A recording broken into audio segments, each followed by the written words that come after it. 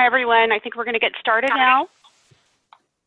Thanks again for joining us today for our webinar overview of TigerGraph 2.0 and our new MultiGraph service.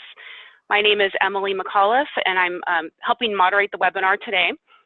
And we just have a couple of housekeeping items before we get started. All of you are muted, but you can ask questions to us directly via chat, or you can use the Q&A feature at any time. So at the end of the presentation, we will do questions based on what's in the Q&A feature of Zoom. And so we'll save that for the end of the presentation. And we are recording the presentation, so if you have to jump off, we will send you the recording by the end of today. So I'll get started in introducing our speaker today. It's Victor Lee, and he is our Director of Product Management.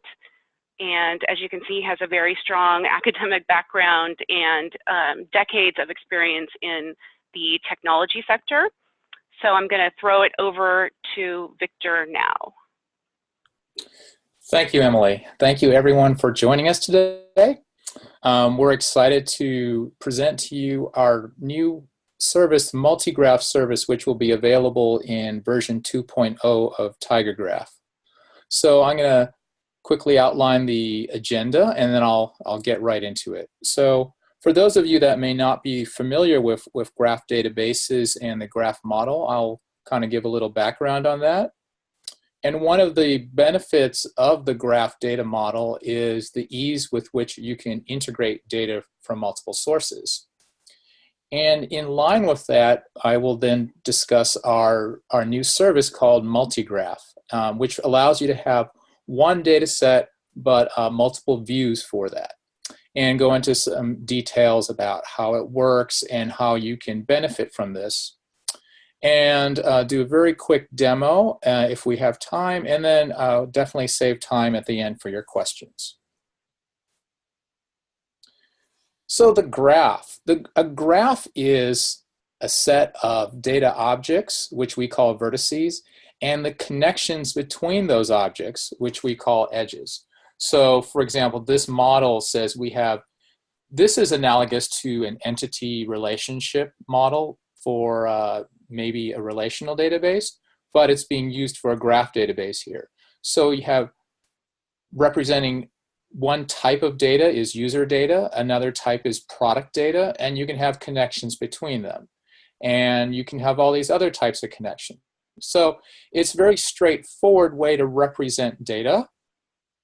But of course, you can always have user-to-user connections for friendships, for work relationships, for family relationships, etc. The power of graph is really the flexibility in which you can keep adding new types of relationships and new types of data vertices. So it's very natural for modeling your data. And then it's very natural for processing both transactional operations and analytical operations. For example, if you are doing a business model and you're doing retail sales, a user buys a product. If it's a new user, add a new vertex, user vertex. If it's a new product, add a new product. But if they're already there, okay. But then you add this edge. This is a new relationship. A user has bought this product, so you simply add a new edge. It's that simple. But once you have this data, then it's great for also performing analytics. Oops, let me back up. Because a lot of analytics, if you think about it, is just following connections. It's saying, how is this related to something else? And maybe you're doing it as an aggregation over some large portion of your data. That's fine. But again, it all comes down to following connections, looking for patterns, following multiple connections, a chain, a path. You can do inference. You can do machine learning. You're building your knowledge. Another way you can be doing pattern analysis, looking for repeated patterns. And once you understand what are the common patterns, you can understand what are the unusual outlier cases. And so this sort of analytics is excellent for recommendation. It's excellent for doing predictive analytics. So it's being put to use for more and more cases as graph becomes better known and as the performance capability of graph databases improves. So here's some of the common applications, common use cases. It's really for anywhere where revealing non-obvious connections is needed. Customer intelligence, where you're trying to build a holistic, connected view of your customer to serve that customer better and to, improve your business opportunities. If you can serve the customer better, you'll get more business. It's good for investigative work like anti-fraud or anti-money laundering, because where you need to see the patterns and to connect the dots. It's good for knowledge systems and machine learning, because again, it's following a chain of connections. You are drawing inferences, you are seeing patterns. And it's good for supply chain or transit, transport, or process analytics, where you actually, the way you're visualizing it already is like a graph, but now integrate your analytics into the network model itself and perform your analytics with the data storage together. So that's what graphs in general are good for. TigerGraph in particular excels when the data sets are large, when the analytics are complex, or when you need results in real time. That is really where TigerGraph's value stands out.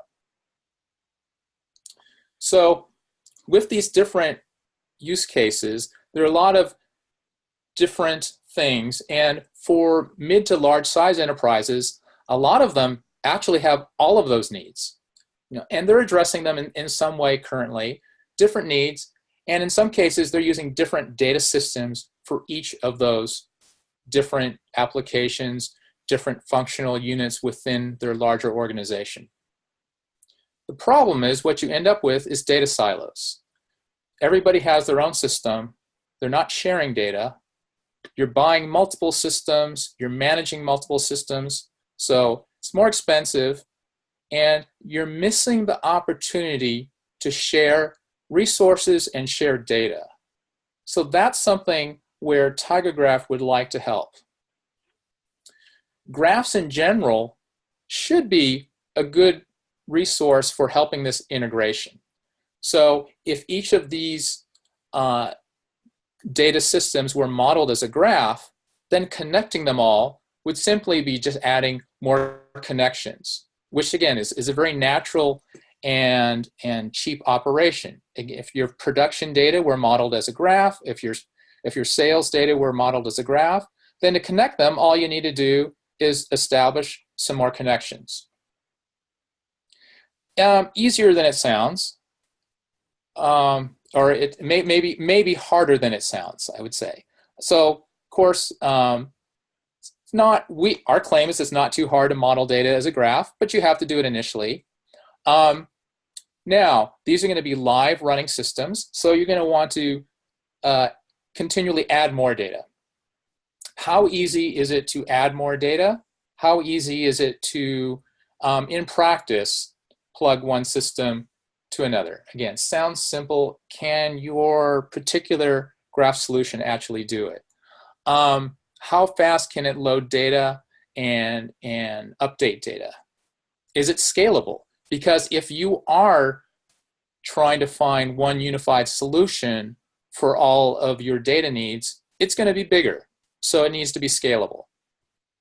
And lastly, you need some security, because there may be a good reason why you're keeping something separate, that you don't want to, for example, you don't want other departments to see human relations personnel information. There's some information should be secure and private.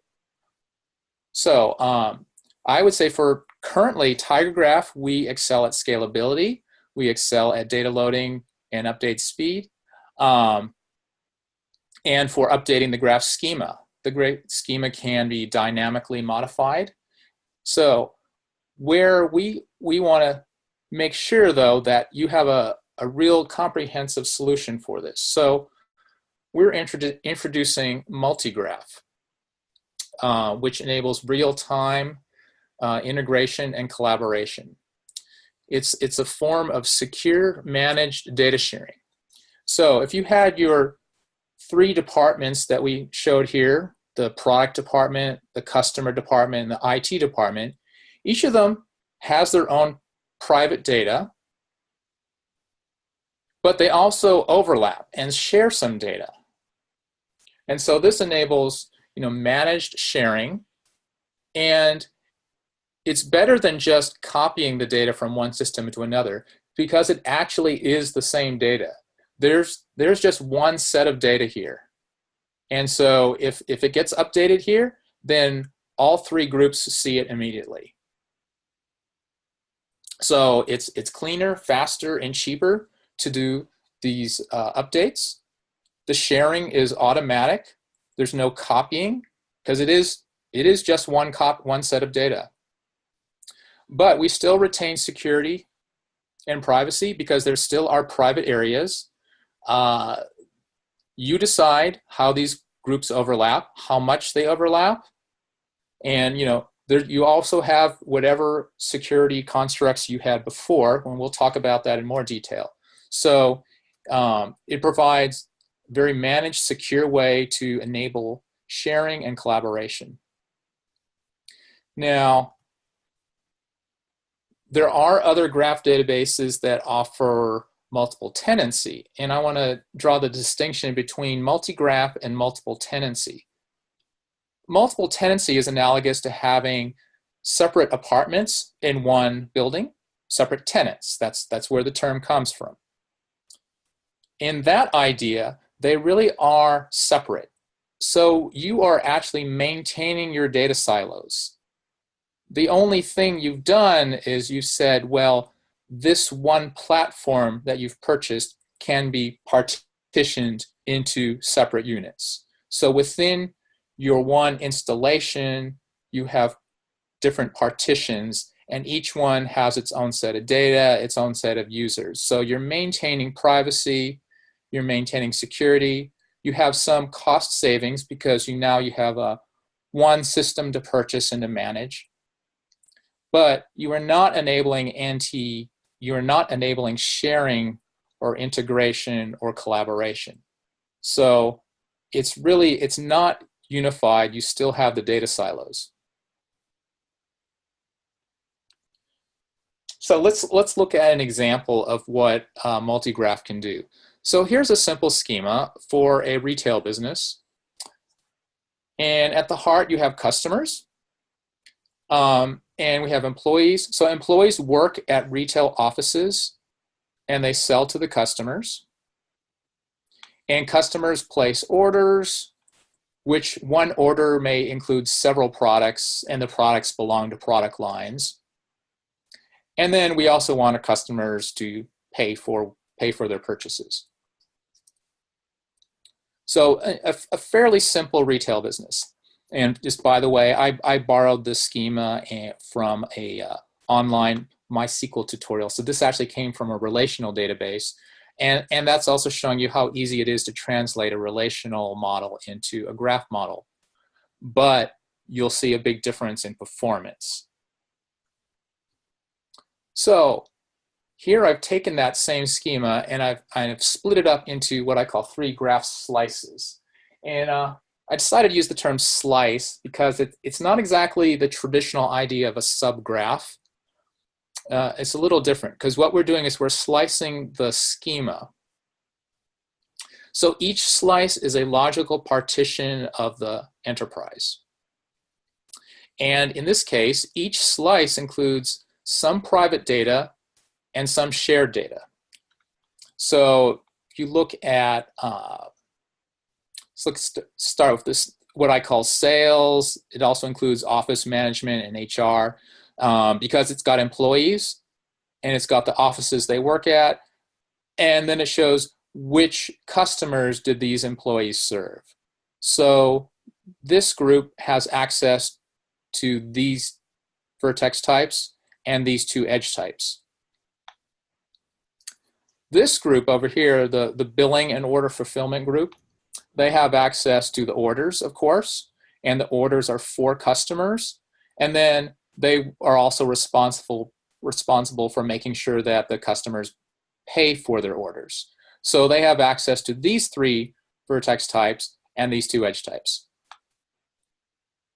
And third, we have the production and stocking group, and they select and maintain, if they're actually in manufacturing, they maybe make the products. Probably they're just purchasing them from wholesalers. So they're obtaining the products. Products belong to certain product lines, and the products get bundled together into orders. So this group knows about products, orders, product lines, and these two vertex types. So each is a logical partitioning. I show them as contiguous. They don't have to be. You could have sort of disjoint groups, but it probably makes more sense in most cases that there is a connected group. So how would I actually do this? Again, as I pointed out, we are partitioning the schema. So this is not exactly our syntax in our GSQL language. I can show you that a little later. But I just wanted to make this as easy as possible to read. So for the production group, I named these 3 vertex types and 2 edge types. For the billing, I named these 3 and 2 edge types, and retail, again, these 3, and I believe there are 3 edge types, because we also have this self loop from employee to employee. And I just highlighted which ones are shared, so you can see that production and billing share information about orders, and billing and retail or sales share information about customers. So again, if any customer information gets updated, then both teams will instantly see that update. Now, you may be saying, wait, don't we already have systems that can do this? Well, you do, but not in the graph database world. So in the graph database world, you're going to get the real-time sharing, but so you're taking advantage of the connectional nature. So remember, the advantages of graph in general are the ability to exploit the connected nature of data, and it performs certain types of analytics better than you can do with other types of systems. So as for graph databases, this is a first. We're enabling real-time sharing. Customer updates, right, are seen immediately by both teams that have access. And you're still maintaining security, because the separation between the graphs, it's at the schema level. It's at a really fundamental level within the graph engine, not at the application level. You could write an application that would try to maintain that security, but it wouldn't be built in. So by having it done in the TigerGraph platform itself at the schema level, it's less effort for you, the user, to implement, and it's more foolproof. If you're trying to do it at the application level, you might miss something, and there would be a hole. By doing it at this more fundamental level, it's going to work. One of the values of having this shared data is you are enabling better collaboration and data integration. So you're now turning your graph into one master data set. And again, remember, graphs are good at connecting things and learning from those connections.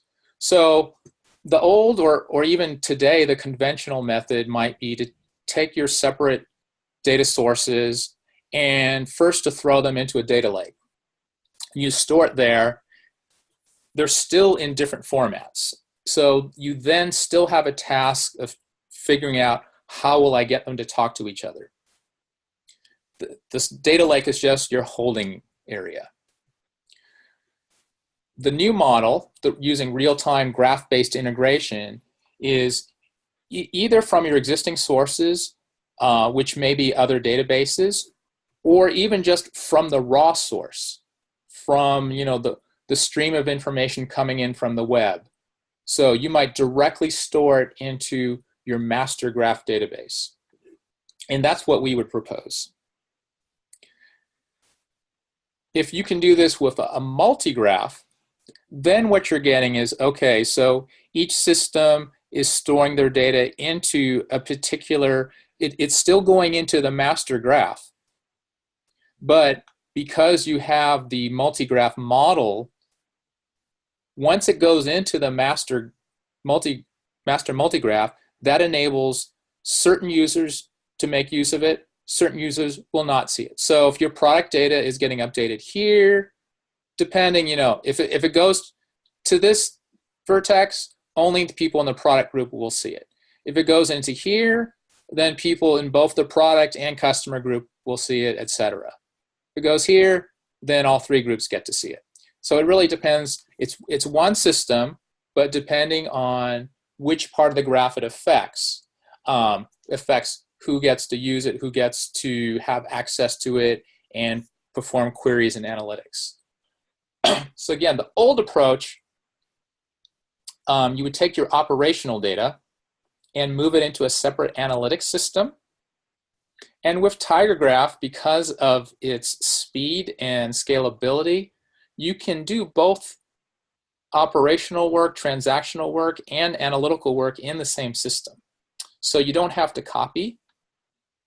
It's integrated. The data is always fresh. And if you have the multi-graph service, then you're making sure that all the parties that should have access to the updated data all at the same time, but still being able to maintain some security and privacy as needed. So you get to make your choices about how you want to best use your system. So it's smart integration. It's not just a blanket integration. It's purposeful integration. So once you have this integration, then you're enabling collaboration. So for example, consider Customer 360. The general idea is gather everything you can about customers so that you know them better. So that you know them as better than you know yourself.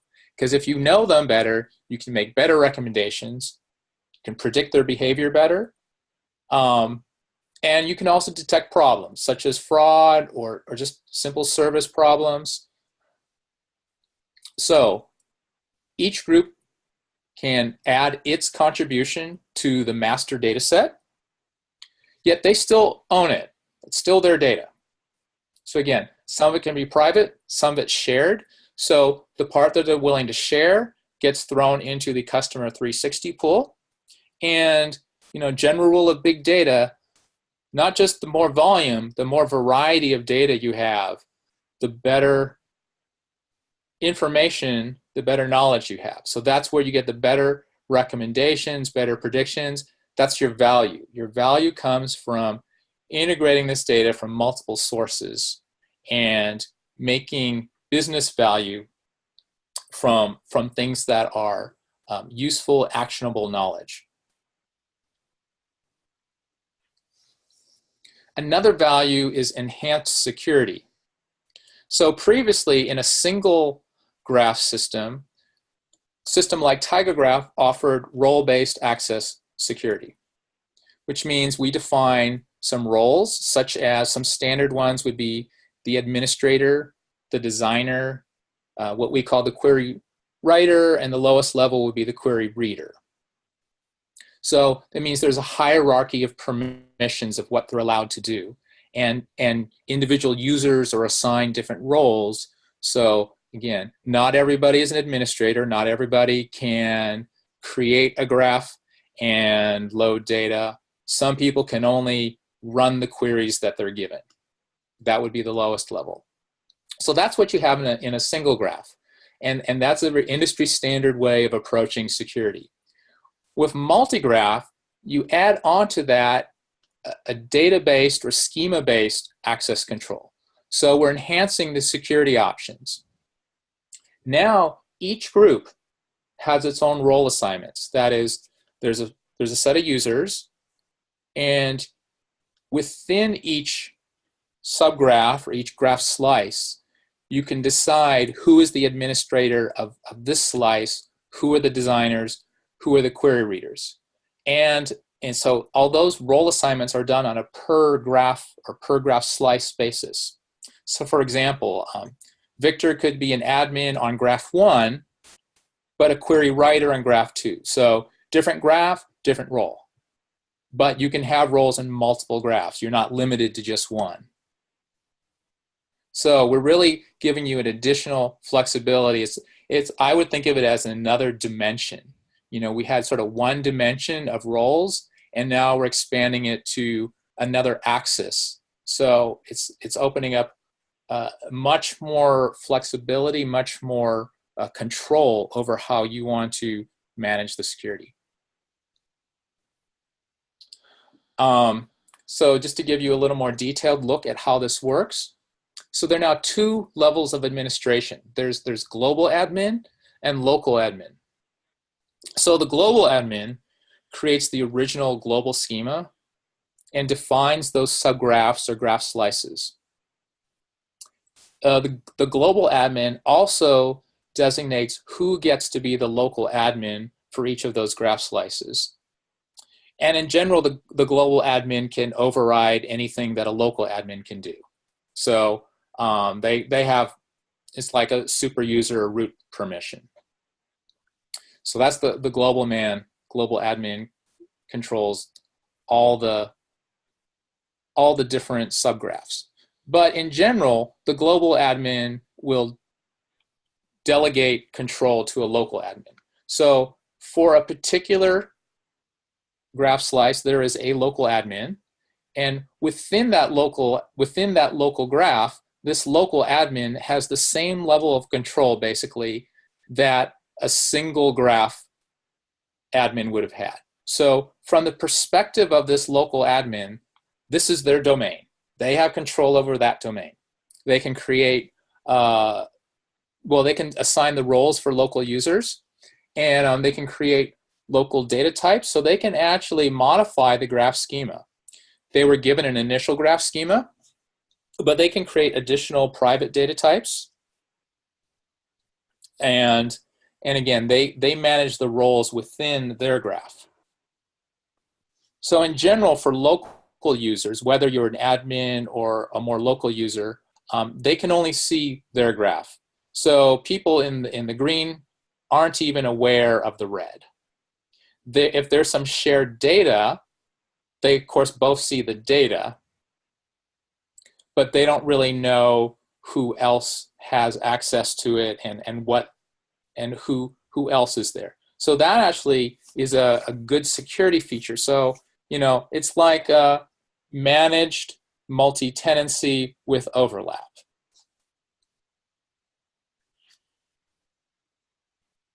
So again, we talked about Customer 360 as a great use case for MultiGraph. Another very important one is the upcoming GDPR for managing data provenance and data distribution, particularly related to user data. So any business who does business with the European Union, whether you're located in the EU or not, just as long as you do business with EU citizens, you're going to need to comply with the new GDPR regulations effective May 25th, I believe, of this year. In general, I'm not an expert in GDPR, but at a high level, you need to manage access and use of personal information. You need to take actions to prevent data breaches. We've heard about too many cases of that in recent years. And if a user requests, if under many cases, a user can request that their information be removed. And so you need to be able to track, you as a business, you need to be able to know how that data is being distributed and to be able to remove it easily if need be. So the multi-graph approach to addressing GDPR would to keep all the user information in a well-defined zone in the schema. So it's sort of in that shared area. Certain graphs, appropriate ones, would have access to that data. So if you don't need access, first of all, then you don't have access. But obviously some groups do need access. We'd also recommend, on top of this schema, and this is sort of additional to what we're showing here, use Graph to also record keep a history of who is accessing the data. So keep logs, but what I'm suggesting, you may be able to do it as just traditional logs, but a graph is actually an interesting way of tracing. You may want to build a tree of a history, of a chain of events. How did the data move from one place to another? Who accessed it, and who did they share it with? Because there is the problem of copying. This is where it is here, but what if somebody then copies it somewhere else? You're going to have to implement business rules to restrict that. And you want to monitor that, and that's what this is about, monitoring what is happening to that data. Lastly, if you do get that user request to delete their personal data, you know exactly where it is. It's a straightforward, simple operation to just delete all the records from that central place, and then it's gone. Nobody has access to that data because it's gone. One more example I'll talk about is doing an internal investigation. So if a business needs to perform an audit, possible internal fraud maybe, they generally need wide-ranging access. So it may be broader access than what would normally be given to any one group. So it may be an overlay over your existing subgraphs. So that's where I showed this one. I called it the audit group, and it's a little bit bigger than any of the individual ones before. And it could be either permanent or temporary. It may be a permanent organization. It may be you want to only give them temporary access for the duration of the investigation, and then you will delete that subgraph. And notice by deleting the subgraph, you're not deleting any data. You're just deleting the definition of the grouping. So a subgraph or a data slice, it is a grouping. It's a logical definition of a group. So when I say you delete the audit group, again, you're not deleting any data. You're just deleting the boundary.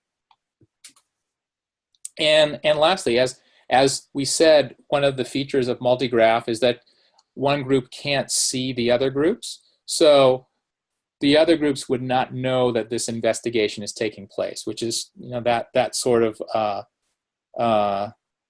anonymity is often essential.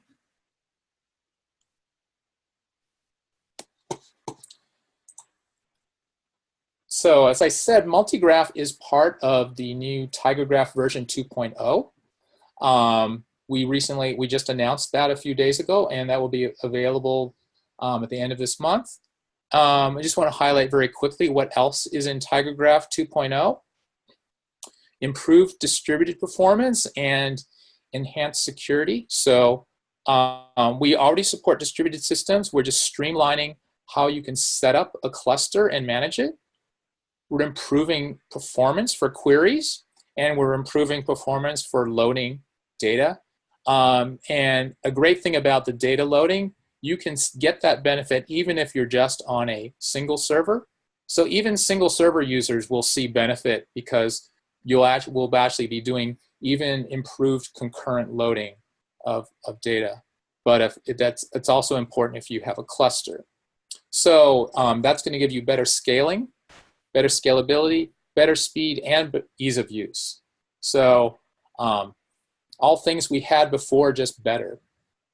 It's kind of the same thing holds for security. We have security now.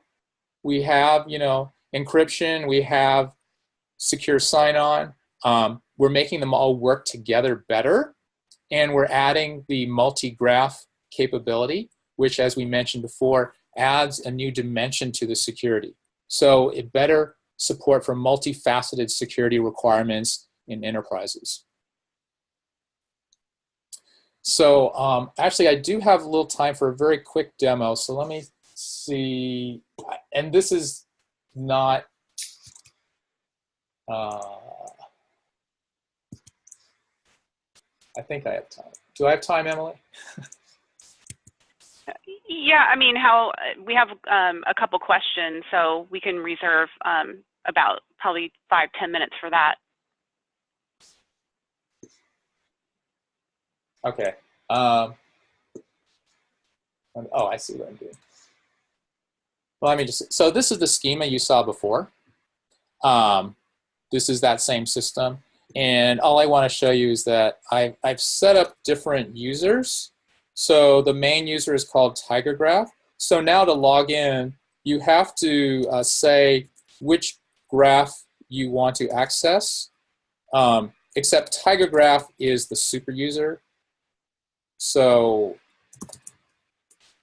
TigerGraph doesn't need to say. So if you do an ls operation, it shows you the schema definition, and it shows you that there are 4 graphs defined here at the bottom. It says there's a retail graph, that's the same as the sales graph.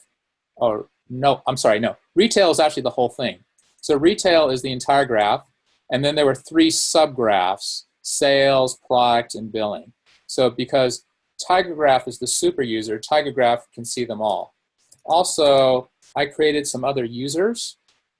In addition to TigerGraph, there is Sally, Bill, and Peter. So Sally is an admin on the sales graph. Bill is the admin on the billing graph. And Peter is the admin on the product graph. You can see that Sally also has additional privileges. She is a query reader on the product graph, and Bill is a query writer on the product graph. If I then exit and I try to log in as Bill,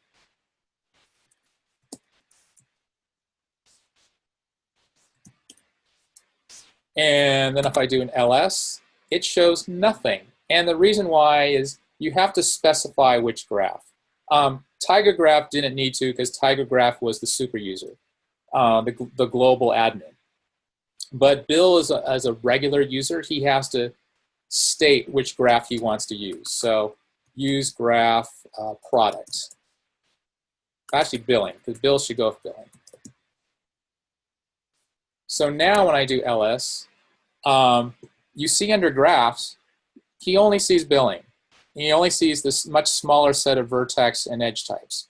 So Bill, he's using the billing graph. He only can access the billing graph at a time. He also had permission on the product graph, I believe. So he can do this, show user, shows his permissions. So he has query writer permission on product and admin privilege on billing. You notice sales does not show up. So if I try to say use graph sales, Bill does not have access permission. So yeah, that's I think all I have time for the demo. So thank you for your attention, and I think we'll now sort of try to take some questions. Yep. So Victor, the first question is, can data from different slices be stored on separate machines? From different slices, can it be stored on different machines? It can. So I'm curious behind the intent behind that question. Is it saying, do you want to, or are you actually prefer that it not? So I'll point out that this is a MultiGraph is designed as a logical partitioning of data. It's not aiming to be a physical partitioning of data. With some of our advanced management features, you do have some control over the physical partitioning. But at the basic level, it's designed to be a logical partitioning. So you could end up with data from one slice on multiple server nodes. Okay. And does TigerGraph use property graph representation for its graphs? Yes, we do. Yes, we are considered a property graph. Okay. And do we have control over multi-graphs in storing the data on the near machines in a cluster / distributed installation? I didn't quite, I'm trying to read the question for myself. Do we have Okay. control over multi-graphs in storing the data on the near machines? Okay, so the clusters that we're talking about are all local clusters. So we're not talking about remote clusters at present. So that would be, so everything would be considered a near machine. Okay, and then if a uniqueness constraint exists, what happens when someone with write permissions on one slice tries to add a new value which violates the constraint on another slice, which they do not have access to? Can you read that one? Yeah, I Okay. can. If it violates a uniqueness constraint, I mean, that's a really good question. My instinct is that that the system would still understand the constraint, and therefore would reject it. But I would have to sort of, I would want to look at that particular situation in more detail. So I don't know that I can give a comprehensive answer, but my general sense is that the constraints would, the global constraints would still be satisfied. Let's see. So I don't know if you're looking at the questions as well, but do you know if there are other graph products that have a similar multi-graph feature? Yeah, so we did try to see what else was being offered in the market. We believe that there are some others that offer a multiple tenancy. As I said before, that's where you, in one product, one installation, you can have more than one completely separate database. And so there's no sharing. And really the distinction between multi-graph and multiple latency is that ability to do sharing, to empower collaboration, to do that data integration that can give you better intelligence. I'd be happy to entertain corrections if someone can point out where we're mistaken. We would like to know. But to the best of our knowledge, the only other things being offered are multiple tenancy. And in fact, there are even other companies that don't even have multiple tenancy, that you can only have a single graph. Okay, great. Then probably one more question, another anonymous question. Can node IDs be generated from outside of the TigerGraph system? Do IDs have to be a certain type? If you can read the... Yeah, I can see the question. Yeah, we support both integer and string type IDs, and they very much can come from outside. So yes, and then, yes, they can be generated from outside. And just let's see, one more. I think if I update vertex or edge of a shared graph slice, will the change be visible to all? Yeah, I mean, if it's in the shared portion. So again, it really depends on where is the update occurring. So you have your overall graph schema, and so this is the schema. So each circle represents a different type of data. So if you're doing an update, it depends on what type of data are you updating. And let's say you were actually updating this region that includes both some red, some yellow, and black. So again, it's going to be partitioned exactly by what this diagram shows. Excuse me. If I do sort of one update that includes 4 pieces of data that crosses boundaries, people in the customer group will see only the updates that affect them. well, actually, this is shared. So the customers would actually see all four. The customers would see 1, 2, 3, 4. People in the product group would see these 1 and 2. And the people in the IT group would see only that one. You know, as far as the master graph embodies the entire update. But what you can see depends on, again, what your privilege is. Okay? Okay, great. I think that wraps it up for questions. Thank you, everyone, for your attention. Emily will be, again, sending out links to a video. And we'd be happy to get your feedback. We'd happy to have you take a look at our product in more detail and talk to us more to see what we can do to help you with your data needs. Thank you. Thanks, Victor. Thanks, everyone.